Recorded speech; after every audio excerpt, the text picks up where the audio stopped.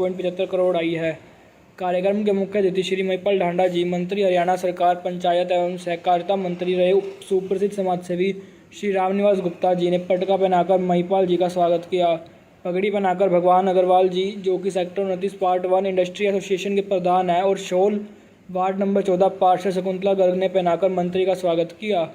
इस अवसर पर सेक्टर 25 पार्ट 1 एसोसिएशन के प्रधान पूर्व जिला अध्यक्ष श्री गजेंद्र सलूजा जी, सतीश गोयल, राधेश्याम गुप्ता, अशोक गुप्ता, संजीव गर्ग, रमन छाबड़ा, प्रमोद शर्मा, अशोक गुप्ता, हरीश नंदा, अरुण त्यागी, सतबीर गर्ग, अनिल अग्रवाल और कई गणमान्य व्यक्ति उपस्थित रहे। महिला शक्ति भी इस मौके पर उपस्थित थी, जिसमें प्रदेश सचिव सुनीता गोयल, जिला सचिव अनीता चावला भी उपस्थित रही। जो हमारे हरियाणा की शान है पगड़ी, मान व सम्मान का प्रतीक है पगड़ी। नया है कुर्ता, नई है धोती, पर घन का वही पुराना है। ये मेरा हरियाणा दोस्तों, ये मेरा हरियाणा। कार्य सोचा है कि अपने स्थान पर बैठे बैठे भी आप अभिनंदन कर सकते हैं 2 हाथ की करतब ध्वनि के साथ। जो करता है बजाओ तो ठीक है, इसलिए तो जोरदार तालियां होनी चाहिए। जोरदार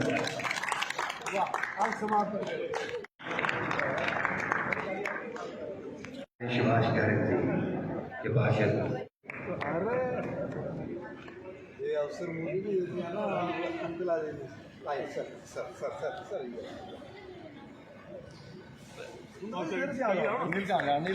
जोरदार तालियां सभी पत्रकार बंधुओं का भी, प्रिंट मीडिया।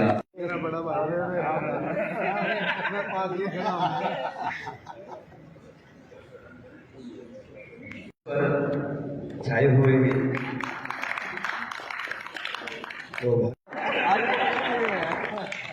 राजीव गोयल जी, बड़े अभिनंदन।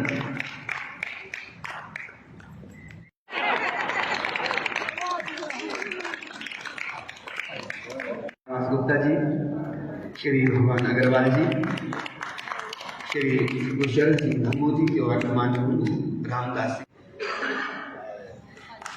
जिस दर पे सर ना झुके उसे दर नहीं कहते, और हर दर पे सर झुक जाए उसको सर नहीं कहते।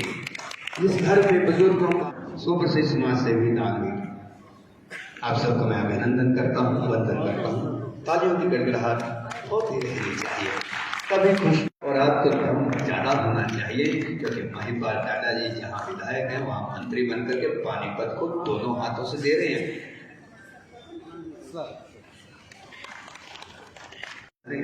जोरदार तालियां होनी चाहिए। अब हम मिलकर के पगड़ी पहना करके अभिनंदन कर रहे हैं। तालियों की गड़गड़ाहट कम नहीं होनी चाहिए।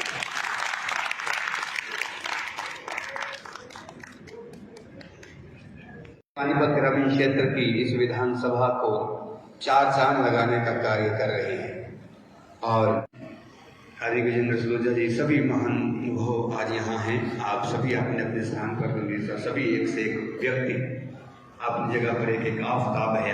3.25 करोड़ रुपए की लागत से सड़क का निर्माण बस समझो शुरू हो गया है। थोड़ा लंबा प्रोसेस टाइम इसलिए लगा कि हमारा सीवर का काम चला हुआ था। अगर हम लोग इस सड़क को पहले बनाते तो बाद में अगर उखाड़ते तो फिर भी ये बात आती कि भाई ये बार बार पैसे की इन्वेस्टमेंट हो रही है, ये ठीक नहीं है। इसलिए हमने तय किया कि चलो कोई नहीं, थोड़े दिन लेट से ही, थोड़े दिन सुननी है, मगर काम प्रॉपर हो जाए, तसल्ली से हो जाए। इसी बात को ध्यान में रख के हमारी पार्षद ने निर्णय लिया कि हम लोग पहले एक बार सीवर का काम कंप्लीट कराएंगे, और ये कहा कि मंत्री जी उसके बाद हम लोग इसका उद्घाटन कराएंगे। जब हमारे पार्षद को लगा है कि भाई आज हमारा काम कंप्लीट हो गया है और हमें दोबारा किसी तरह से सड़क वड़क नहीं उखाड़नी पड़ेगी, तो इन्होंने आज कहा कि आज इसका मुहूर्त करेंगे, और इंद्रदेव भी आज प्रसन्न हो गए। उन्होंने हमको कहा कि सड़क तो बनने जा रही है, बहुत अच्छी बात है, लेकिन कई समस्या ऐसी हैं जैसे लाइट की है यहाँ पे, वो भी बड़ी समस्या नजर आ रही है। देखिए, जो भी छोटी छोटी समस्याएं बची हुई हैं, इन तमाम समस्याओं का समाधान हमने कर लिया है, और इस काम में कभी 2 दिन आगे पीछे करके लग जाता है। देखिए, ऐसी बहुत समस्याएं थी हमारी कॉन्स्टिट्यूएंसी में, जिनको पूरा करने में हमने टाइम नहीं लगाया, सही पूछे तो 40-40, 50-50 साल से जो समस्याएं पड़ी थी उनको हमने 4-5-7 साल में अगर दूर कर दिया है और कोई छोटी छोटी अगर कई समस्याएं बची हुई हैं तो उसको आप समस्या मत गिनिए, पुछड़ बची हुई हैं। हम लोग पूरी मुस्तैदी से लगे हुए हैं।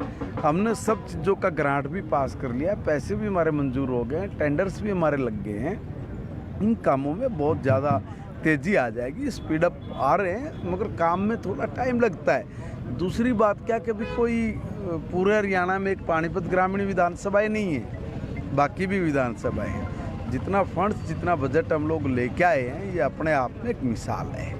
दूसरी बात ये कि देखो, कहने वाले के तो हम लोग मुंह नहीं पकड़ सकते, ना हाथ पकड़ सकते किसी का, मगर जो कहने वाले मैं उनसे पूछना चाहता हूँ कि तुम सबकी सरकार रही हैं, तुम सबकी सरकार रही है, एक ईंट तक नहीं लगा पाए थे।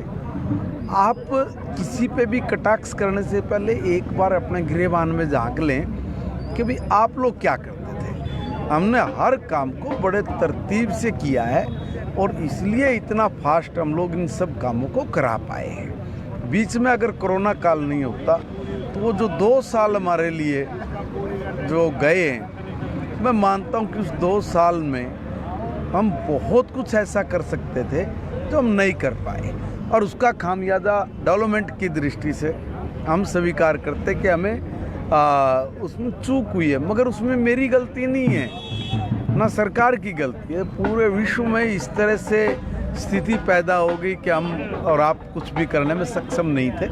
आज स्थिति बदल गई है, परिस्थितियाँ भी चेंज हो गई हैं। अब हमारे सारे काम फटाफट करके चले हुए हैं, हो रहे हैं। लाइटों के टेंडर्स हो गए हैं, छोटे छोटे काम कई जगह बचे हुए हैं। जहाँ पर हम लोग सीवर डाल रहे थे, सीवर के काम रुके हुए थे, पैसा मंजूर करा के वो सीवर के काम भी हमारे शुरू हो गए हैं। कई जगह कुछ छोटे छोटे टुकड़े बचे हुए हैं, कहीं 100 फुट का है, कहीं 150 फुट का है। इस तरह के टुकड़े भी हमने कहा कि जो ये पड़े हैं इन सब का पैसा हमने मंजूर कर दिया और आदेश जारी कर दिया आज सुबह ही कि इनका सबको लगो और जितना जल्दी हो सके इतना जल्दी करके तमाम कामों का निपटारा करें। डॉक्टर साहब, आप लोग तो फाइलें बड़ी जल्दी पास करवा देते हैं, जो ठेकेदार होते हैं वो बड़ी लापरवाही करते हैं।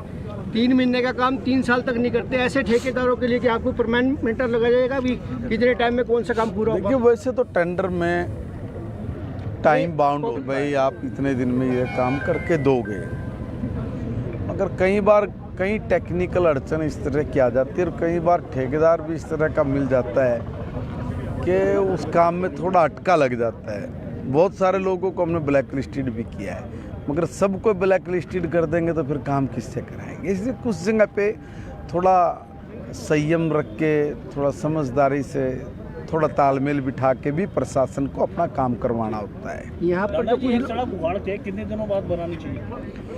एक सड़क उखाड़ कर ना आप प्रश्न पूछ लो, कहना क्या चाह रहे हो वो बता दो मेरे। मैं ये कह रहा हूँ कि इस सड़क को उखड़े हुए आप भी जानते हैं कितना। इस सड़क को मैंने पहले स्टार्टिंग में बताया है कि हमारा सीवर का काम चला हुआ था, हमने इसलिए उखाड़ी थी कि हमारा सीवर का काम कंप्लीट हो जाए। जैसे ही काम कंप्लीट हुआ तो हमारे पार्षद ने निर्णय लिया कि अब हमें इसको दोबारा नहीं उखाड़ना पड़ेगा, और हमारे पार्षद ने बड़ी समझदारी से काम किया है कि भाई पहले हमारा पीछे का काम जो हमारा बेसिक काम है वो पूरा हो जाए। जैसे ही वो पूरा होगा तभी हम लोग इस पर लगेंगे। ऐसा नहीं कि भाई हमें नहीं टोकते होंगे लोग, यही लोग खड़े ये हमें भी टोकते थे। हमारे मैम, ये कई सालों से अधूरी सड़क पड़ी थी, काफ़ी लोगों में चर्चा बनी हुई थी इसको लेकर। हाँ जी भैया, आप बिल्कुल सही कह रहे हो। ये हमारा जो प्रोजेक्ट है ये काफ़ी टाइम से अधूर में था। क्यों था? क्योंकि पब्लिक हेल्थ ने यहाँ पे बड़ी पाइपलाइन डाली थी, तो उसके बैठने का इंतज़ार कर रहे थे। अब ये प्रोजेक्ट 2.75 लाख रुपए का, 2,75,00,000 रुपए का अगरसेन चौक से लेकर के जीटी रोड तक ये रोड बनेगा और जो दूसरी साइड है उसका रिपेयर होगा।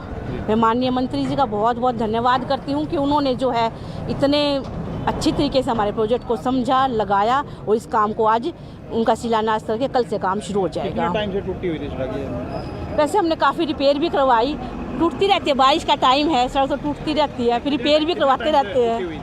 है साल 6 महीने से टूटी हुई थी। लोगों की काफ़ी डिमांड थी इसको बनवाने की, हाँ काफी जी, हाँ लोगों जी। ने आवाज भी उठाई। आप भी कई सालों से फाइलें इधर से उधर घुमाने लगे। हाँ, लोगों का तो है ही, और हम भी लोगों के साथ ही है, उनमें से ही हम हैं, क्योंकि हम भी सड़क को यूज़ करते हैं। तो देखो, सरकारी काम है, प्रोजेक्ट में एससी के पास फाइल जाती है, फरीदाबाद गई, फिर करनाल गई, थोड़ी इसी प्रोसेस में टाइम लग गया। वैसे तो हम इसके लिए करवाने के लिए बहुत तैयार थे, इस काम करवाने के लिए। कहीं हम लेट हो गए हैं बरसातों के कारण, फिर काम रुक जाएगा? नहीं नहीं, भगवान जी हमारे साथ हैं, ऐसी कोई बात नहीं है। इलेक्शनों से पहले हम सड़क को पूरा करवा देंगे। और मैम, ये इस सड़क की बात करें तो हम बात करें अगर आगे जो मित्तल मेगा मॉल है, हाँ। अग्रसेन चौक से ही जो GT road Mittal mall mega mall, वहाँ पर भी सड़क पे 3-3 फुट के खड्डे हैं। तो उस नहीं, खड्डे नहीं है, वो भी हमने रिपेयर का टेंडर लगा दिया है। अभी पहले रिपेयर हो जाएगी वहाँ पे, और फिर इसकी भी जरूरत होगी तो हम उसका भी टेंडर लगवा के पूरी सड़क को बनवा देंगे।